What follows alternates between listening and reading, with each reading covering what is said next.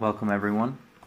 I have a quick announcement to make. Seeing that some of you guys were interested in me covering the previous tournament, I thought that I would be covering a little bit of the games, a few of the games of the current NU Tour, Cherry's NU Tour, aka mine. And I also wanted to mention that once this tournament will be over, so in about 2 weeks, sign-ups for another tournament will be open. It's an overused tournament. Frankly, I don't have any advertisement as of yet for that, but I hope you guys will be preparing your team builders because it'll be a lot of fun. So, without further ado, I get right into this match here. It's week 3, FNH versus Mike the Entei. FNH subbed in another player. Thankfully, we've managed to have a fairly consistent round of games going on, but this is actually FNH's first game in week 3. So we'll see how he starts off. He has 1 point since he was given a win last week, and that means that he's paired off with another player that has 1 point, Mike the Entei. This is because the tournament that I've been running is a Swiss format. We've decided to arrange it like that, considering there were 12 players, and, well, I thought it would be a little bit more interesting if we had, we gave most of the players an opportunity to play their games, maybe an equal amount of games. Thing is, no tournament bracket is perfect, so we ended up in a situation where there was one player who then got subbed in by another guy, and oh well. So, without further ado, let's get into this. So we see from FNH's end a lead Parasect versus a lead Wigglytuff. So it turns out Wigglytuff is faster than Parasect, so that's kind of interesting. I wasn't aware of that. The Parasect generally like to use Spore, one of the few Pokemon that have access to it, and it's actually not that bad in the current NU meta. Wigglytuff is a pretty deadly lead against a lot of the general picks like Rapidash, which can put to sleep a lot of things and be a huge threat. So Wigglytuff might be a rest talk. He uses Curse. FNH's Weezing comes in. So we already should be expecting a Haze. Xatu is invited in from the opposing Weezing. That means that Weezing can only take 1 hit before it takes a risk, but lucky for FNH, the Thunder manages to take out the Xatu because he manages to land a paralysis. That's actually a big deal. Taking out one of the top threat of the tier, big deal indeed. So it does come at the cost of his Weezing being a little bit weaker now, though. So now Mike the Entei brings in his Arbok. I'm kind of trailing behind here, but the Arbok is a bit of a threat to Weezing because of their access to Earthquake. And as you saw there, Mike the Entei was predicting a switch in, so he goes for his own Glare, probably expecting a faster Pokemon like, let's say, Dugtrio, or maybe, in this case, Xatu, to come in. Unfortunately, Glare does not have perfect accuracy, though. It can paralyze any type of Pokemon. Not so sure about Ghost, but should be the case. In any case, Xatu invites in a Magnemite. So on that turn, for some reason, Xatu goes for rest. I'm not sure what FNH was planning there. It might have been a misclick. Because why not click Psychic on that turn? That's the only explanation I can find from that. So Xatu immediately retreats, and on that turn the Magnemite goes for a hidden power, perhaps Ice, perhaps Grass, we're not yet sure. Either way, it's super effective against Dugtrio. So FNH's Dugtrio is not a Thief variant. It switches out because it's afraid of Mantine, and now we're finally on time here. The Kingler comes in. It resists many water types attacks, so Kingler can set up and become extremely threatening. However, Mike the Entei's Mantine uses Confuse Ray, no funny business, so FNH just decides to immediately go out to his Parasect, considering that it resists water moves, but it doesn't resist Ice Beam. So it takes an Ice Beam, puts the Mantine to sleep with a Spore, because it manages to tank the hit. All in all, not a bad choice. Kingler now has a couple of turns to set up for free, and it can be pretty risky since it outspeeds Magnemite.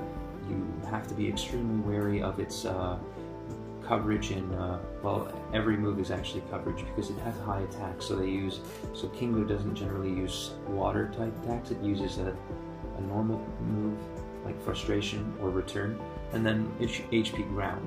So it's also deceptively fast. Well, it's not that fast, but it's pretty threatening nonetheless. It's threatening to those bulky Pokemon because it's generally faster, and it's threatening to the fast Pokemon because it is bulky. So it has high damage output, so it's really dangerous. Mike the Entei brings in a second Curse user here. Dunsparce takes a lot of chip damage, but manages to put the Kingler into a state of paralysis, therefore allowing it to set up once, use Curse. It can't be Rest Talk because it used Glare, so that means that it has to kind of just stall out these 2 turns. Lucky for it, it manages to FNH's Kingler gets paralyzed 1 turn. He takes advantage of the second turn to use a second Swords Dance, and now Dunsparce is setting up slowly but surely. It may eventually manage to wear down the Kingler, especially since still, even at -2 speed, it's faster than a paralyzed Kingler. So this is extremely dangerous for FNH here, but FNH isn't without a plan. He sacrifices the Parasect. It looks like it's done enough of a job. It's not really going to be able to do much else. Weezing comes in and uses Haze, shutting down the sweep, and then exploding right after that, taking out the threat in Dunsparce. Now Pineco comes in, and FNH decides to lay spikes against this Magnemite. And he sacks Kingler to Magnemite's Thunder, interestingly enough, because he knows that he'll be able to use Dugtrio. The opposing team is pretty weak to Earthquake now that Mantine is out of the way. Wigglytuff comes in. We'll see what FNH is up to. So he plays very cleanly this match. He brings in his Pineco. Now he has the chance to explode. No charge since the Wigglytuff is in range and also is paralyzed, so there's not much it can do even if it were able to survive. In Generation 2, when a Pokemon faints, if the other Pokemon still has a chance to attack, it doesn't get to.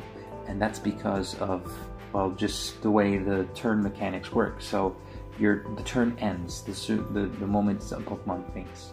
So that's a significant way in which many GSCers would sacrifice their Pokemon to spikes, for example, denying the other opponent a turn. Sometimes you can do the same thing with Explosion to, I don't know, stop a Snorlax sweep in OU. And here, FNH goes for an Explosion, and then it deals 100%, no crit, so it looks like it's normal, but suppose it weren't able to crit, the Dugtrio would still be able to follow suit and clean up the Wigglytuff. So Dugtrio now is at a point where it can even die to the Arbok by sheer hacks, but the Xatu is still perfectly healthy. So this game was extremely clean from FNH's part. Mike the Entei played really well. I like this all in all. Really interesting strategies. Also, Mike the Entei brings an interesting core to the game. It's interesting addition to the meta through use of double Curse and, well, a Magnemite. So on to game 2. And okay, so it looks like the teams are possibly the same because we have the same leads as before. This time around though, FNH decides to take advantage of some sort of predictions. Since he managed to win through paralysis, he knows that his opponent will come in. The opponent comes in with Xatu, so it's absorbing any status. He uses, but FNH uses Spore. So the Xatu is forced to use Sleep Talk, and now FNH's own Xatu comes in. It might have an edge against this Xatu, considering, well, Nope, it's a Drill Peck Xatu. So we haven't seen any moves besides Rest last turn, last game. So it turns out it doesn't have much of an edge against the Psychic, this Xatu, but which managed also to land a Spadef drop. That said, the situation is such that neither are really conceding much, except now Mike manages to land a crit, and on the same turn FNH also lands a crit, so this is really turning out to be interesting. Okay, so every turn here is considered to be like a hacks, because you're not only trying to get crits, but you're also trying to win out in the well, there's the sleep rolls, there's the speed tie rolls. So even though one Xatu's down, now Dugtrail can surely take advantage of the weakened Xatu here, force it out, uses Rock Slide, but Dunsparce comes in and only takes 16%. That means it's, well, it's pretty bulky, I guess. Dugtrio is also not particularly strong in terms of coverage moves. The Rock Slide is mainly just to target Xatu. So Weezing comes in just to make sure that no sweep happens, but that also means that Magnemite comes in for free. The Weezing also got punished in the process of the switch-in by being paralyzed. So now it's looking a little bit grim for FNH. We'll see what happens. He uses Dugtrio, and he's using the same strategy as before. This time he's not so concerned with the Weezing being paralyzed, since it already is, and there's not much you can do. But he doubles into the Dugtrio, knowing that the Magnemite would come in. So now Mike Entei switches to his Mantine. It seems like he has a pretty solid core. Normal resist plus ground immunity, not so bad. Mantine predicts the switch to Parasect and uses an Ice Beam, and now Kingler comes in. Same procedure as last time. The Kingler manages to land a Swords Dance. It's faster than Mantine, so Mantine definitely doesn't want to stay in here. Mike the Entei decides that the Xatu is pretty much out of commission, so he sacks it, and Kingler manages to break through that confusion, and now Pineco comes in on the Magnemite, dodges a Thunder, lays Spikes, takes a hidden power.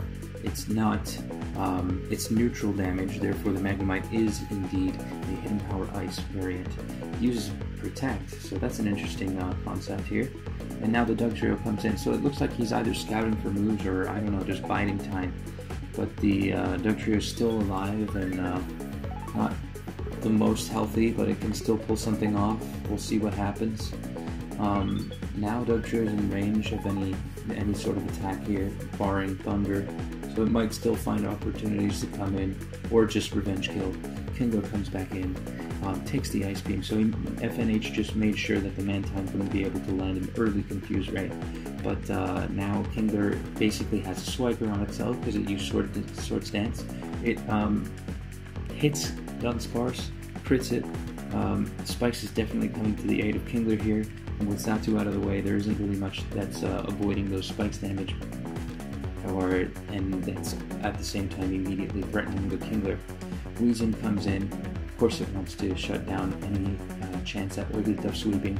Unfortunately for Wigglytuff, it does not pack a ground coverage because, well, it doesn't have access to it. So Weezing fails 2 times in a row to actually use Haze, so it's forced to explode. But that means that the Kingler can come in, attack the Wigglytuff, and it looks a little bit grim now because the Wigglytuff actually manages to survive at +1, and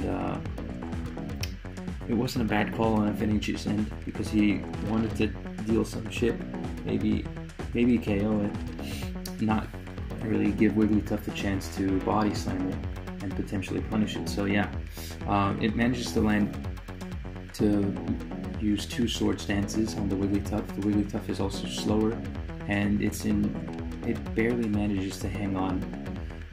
Once again, it sets up 2 curses, but now Kingler's attack won't go any higher, so the only difference that can be made here in this setup is Wigglytuff calling upon Curse and slowly setting up as it sleeps, or using Body Slam and paralyzing it, but Kingler manages to take a hit, not get paralyzed.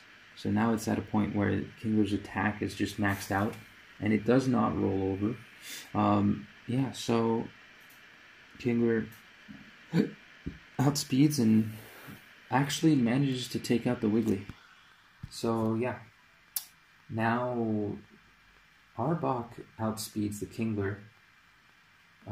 That's interesting. So Arbok also has access to Haze.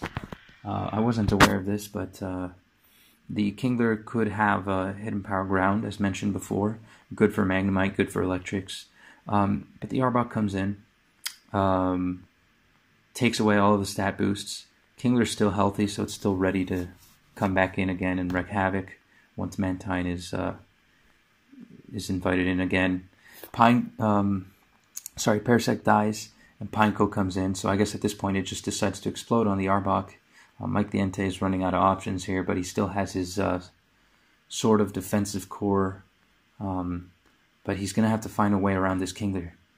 So he goes for Confuse Ray yet again, and same thing as last time. Kingler goes for Sword Stance, takes some damage, hits itself with Confusion, and yet again hits itself with Confusion, but is managing to dodge these Hydro Pumps. Not looking that good. One more time, and it manages to survive the last Hydro Pump, so it hits itself 3 times in a row. Had there been a second hit of the Hydro Pump, that Kingler would already have been knocked out, and it would have been game for Mike the Entei. Instead, it manages to rest. It's using Sleep Talk, so it's actually a Sleep Talk sweeper, which is pretty interesting. Sleep Talk Sword Dance is kind of cool. Yeah, so it takes out the Mantine. That means that, well, it's GG. And Mike the Entei forfeits. No, I guess he doesn't forfeit. But, I mean, it's game over, because the Dug Trio was kept alive, and it was a good choice on FNH's end. All in all, I think it was an interesting set. I think it just goes to show how, like, Xatu can be a pretty consistent answer to many Pokemon. Then none of them really like to switch into Psychic, and so you'll see time and time again either a Bulky Water coming in or some sort of Psychic type of your own. Well, the only other Psychic type. Actually, the only Psychic type. So, your own Xatu. Yeah, I hope you guys enjoyed. Please stay tuned to see any updates on future tournaments. And if you think that this analysis was worth it in any way, then I mean, I guess you could leave a like and a comment. I'd appreciate it. See you guys around. GG's, and I love you.